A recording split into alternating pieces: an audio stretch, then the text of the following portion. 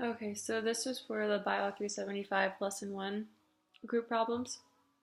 And in the first problem, it asks, for 1A, it asks what proportion of the offspring is expected to have um, the specific genotype that it gives. And for A, I got 1 out of 128.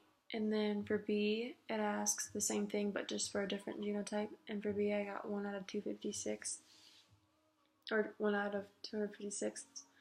And then for C, I have none because it asks for the proportion of the offspring that it is expected to have um, homozygous dominant, recessive, and whatnot. It goes through the whole thing, and it's none because there's no. I think it's no. Yeah, there's no homozygous recessive for the DD, so you can't have that as a possible proportion. And for D, I got 1 out of 32, so 1/32 would be the proportion for that specific genotype. For 2, this is the filling in the blanks. And for A, I got bivalent or tetrads for the second blank with tetrads. For B was kinetochore. C was, the first blank is 16, the second blank is 32. For D, pure breeding. For E, the first blank is null, the second blank is hypomorphic. For F, the first blank is segregation, and the second blank is dominance. Okay. Alright, and then for 3, it asks you to diagram all the possible homologous chromosome arrangements for the organism. And so that is, it's, okay. Homozygous dominant for T, R, and Y. And then on the opposite side, we have homozygous dominant for T, and then recessive homozygous for R and Y.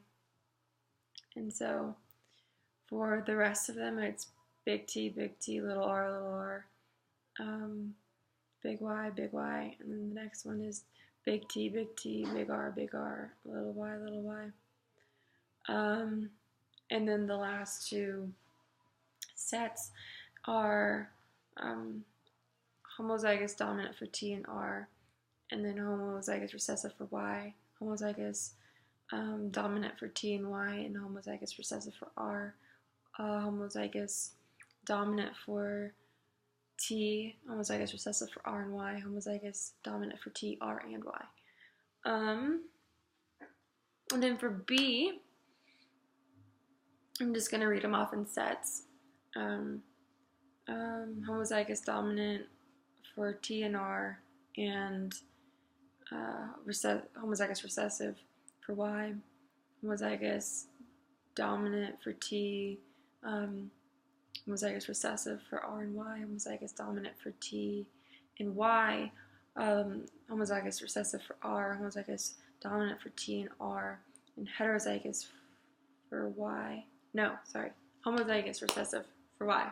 I was looking at my writing wrong. And then we have homozygous dominant for T, R, and then recessive for Y, homozygous dominant for T and Y, and recessive for R, homozygous dominant for T, recessive for both R and Y sets of homologous pairs. And then the last one is homozygous T and R dominant, and then recessive for Y. And then for C, it's 8, and for D, it's 18. And those questions for 3. Okay.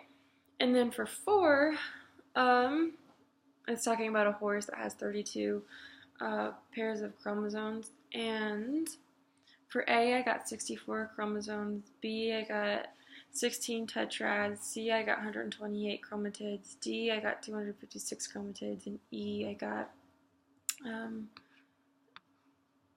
none. No, like a bivalence.